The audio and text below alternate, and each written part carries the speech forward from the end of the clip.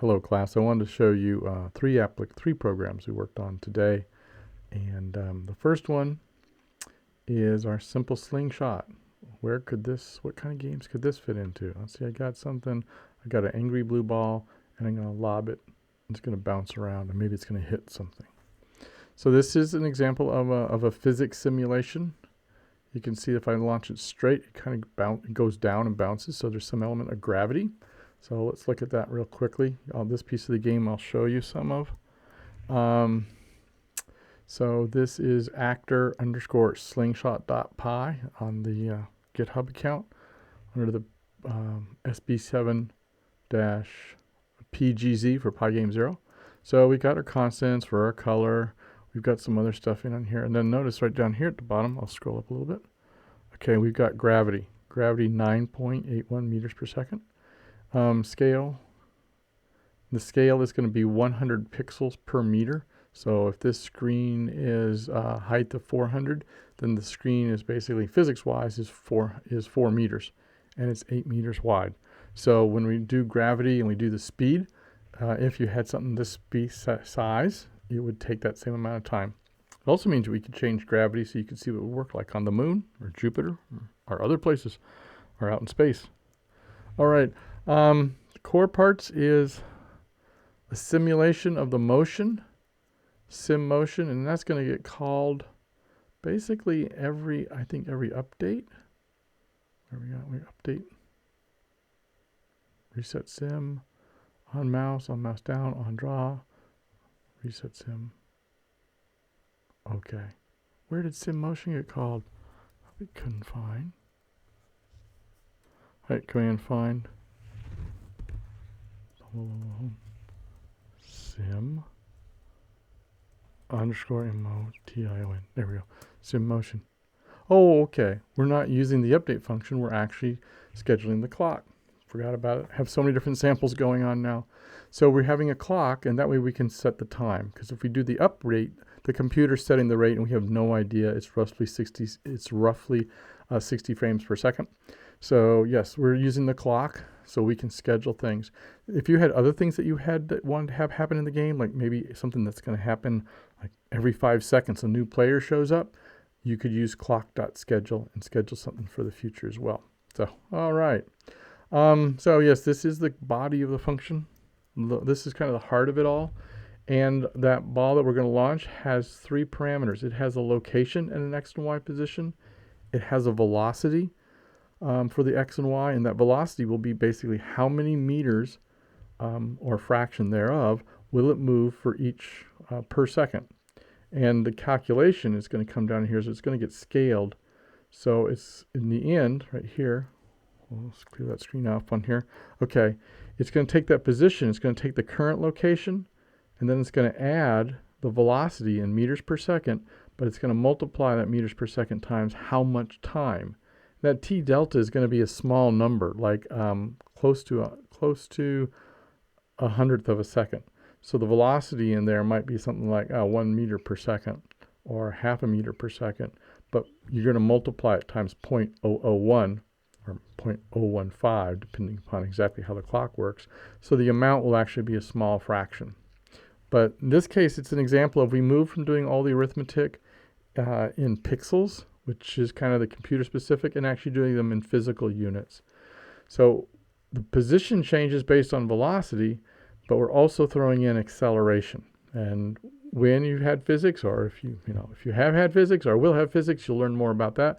But acceleration is the rate of velocity change. So otherwise the velocity would just be the same, and the ball would just move in a straight line. By adding the velocity, we're actually able to have an impact on both the X and Y location. And in this case, if we look at how the ball is created, I think it's in, I think we're, okay, here, reset sim. The acceleration is going to be 0 in the x-axis, so it's not going to move, it's not going to change its speed left to right, but it will in the y position. So that's where gravity, so it's going to make it fall. We do have, let's see if I go ahead and show this game here. Let's clear exit. If we run it, here it is. So I do have a spring effect, so if I stretch it back, if If I let go here, it only moves a little bit. If I move it back further, it goes faster. So I am adding some initial velocity in the X position, but I'm not adding acceleration. So that's why if I launch it up in the air, the acceleration because of gravity is going to make it fall back down. And we also have that bouncing. And as it's set right now, the bouncing that's where a lot of the energy is lost. And that's the dampening. So we see here there's a drag we get from the air. So our velocity is going to be cut down a little bit each time it's updated. So if I look at these parts here, I have the air dampening, only 1% air dampening. I have the bounce a lot. So maybe that's a bit too much. Maybe we'll bump it. If I bumped it up to 80, in this case that means only 20% of the energy is lost on each bounce. Let's go ahead and play it. It's probably going to be a little bit more lively now. A little bit more lively. It bounces around. It still stops. If you put that up, you could even make it negative, in which case it's going to start as a super ball, right? You got to see what that's like. Okay, dampen. What if we said 1.1? Okay, it's going to increase 10%. That's flubber, right? You've ever seen the Disney film Flubber? Okay, here's flubber right here. We're going to go ahead and lop it there, and it's like, okay. You're going to get higher. Well, I guess it's got air dampening per frame, so it's not quite. All right, bounce dampen to.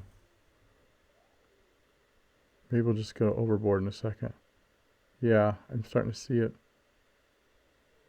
A little bit. All right. Bounce dampen. Well, maybe I need to make that a negative number. Yeah, there you go. Yeah, that's what you want for your tennis shoes. I know your basketball, you would love that. It's just going to jump higher and higher each time. So you can play with those physics. So that was game one. And so all the core work is happening in the sim motion, but there's nothing for the ball to hit. So we went ahead and added something a little bit more, and we have our slingshot. We had fun today, and I added some graphics this afternoon. So now I have things to shoot at. So I got my ball, and as it goes through, if it hits them.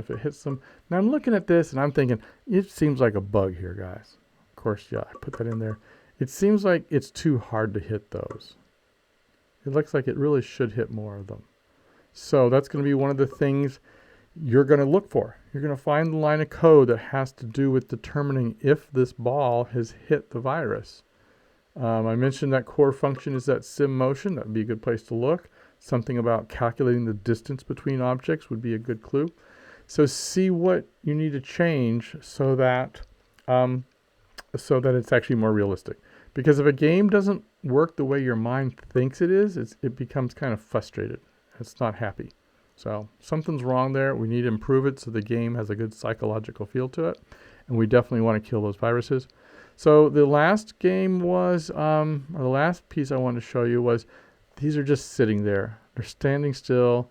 That's too easy. I can kind of just aim, once we figure out why it's hard to hit them, it's like, I'm not seeing any new ones show up, and I'm not seeing some movement.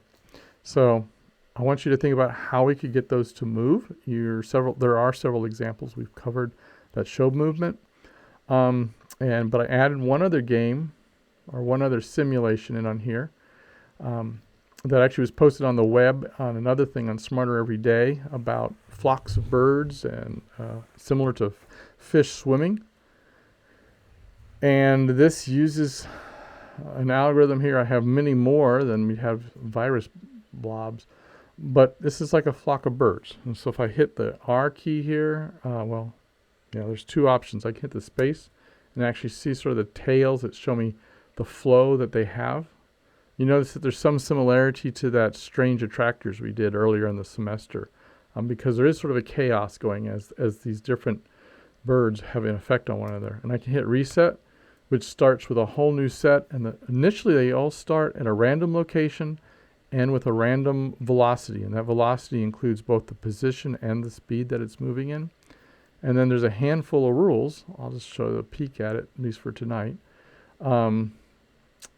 There's a handful of rules. One says, hey, try to fly to the center. And the center means the center of mass of all the birds that you can see.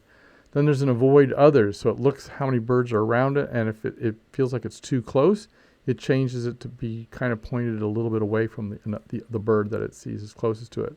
And then the match velocity. It's kind of a counter to that one. For the birds it sees next to it, it figures out what the average direction that set of birds is going in, and it tweaks. So for each bird, it will tweak that bird's velocity so it's a little closer to matching the same speed and direction that the birds that are near it are going. There's a limit speed rule, which means it prevents it from going too fast because, well, simulation, the math can go really high numbers, but birds in reality can only go so fast. I mean, we can't have Mach 1 because the bird would melt. That would be no good. And then something to kind of keep it within the edge of the screen. Now, none of these are hard and fast rules, so the edge of the screen doesn't prevent it from going in. It just says the further it is out at the edge, it spends more time trying to pull it back. And we're actually seeing it here. It's been running for a while. It's kind of gotten into a harmonic pattern, but that edge rule is actually causing them and they have a fair amount of speed, so they're hitting the edge, but as they're hitting it, they're starting to curve back. So we could go ahead and hit the reset and see if that comes in together. So this is a resource for you to look at, and so you could look at that and go, how can we pull some of this sort of chaotic fluid-like motion, and how can we add it to the other game? So as we're trying to shoot down the viruses, that they can kind of become a little bit harder to hit. We don't like that in there. All right. Okay, so those are three things: the slingshot simulation. We have the one that has the game, and we have this flocking algorithm. And the homework that we're going to build out of this one is based on the game here. And so there's three parts, just to recap that. One is you need to figure out how to make it look a little more fair, so it actually matches the way your mind would think it would work. It looks like the balls are having to be too close to one another. The second part is how can we get these to move around? A third part would be how can we have, what kind of system could we have for creating new ones? Maybe if they're moving around, new ones could just kind of move in from the side of the screen, so it wouldn't just pop up out of the screen, it would just start to show up. And your goal is to get rid of them before they overwhelm the screen. And you could have a rule where it's basically for how many are ever on there, per period of time, 10% get added, so that as it grows, the curve would get asymptotic to some extent, unless you knock them all out. So that would be the game, knock them all out. And then, of course, we need a score on here. We need some sort of score, maybe some clock, some number of lives. So those are the things you could start thinking about how we're going to do that. And the code will be on GitHub. And so in the end, what you'll want to do is make a copy of the file that's there and start making changes. There's more pictures you can use. But you'll make changes and you'll put them in your own Python file, just give it a new name, and those will be what you'll be churning in. And we'll probably do some rounds of that where you'll churn something in by Friday, and then you'll churn some in next week. And so I can help you walk through those steps of what it means to figure out those answers to those questions. So God bless you. Have a great week, and we're going to finish this year strong. Take care, guys. Bye.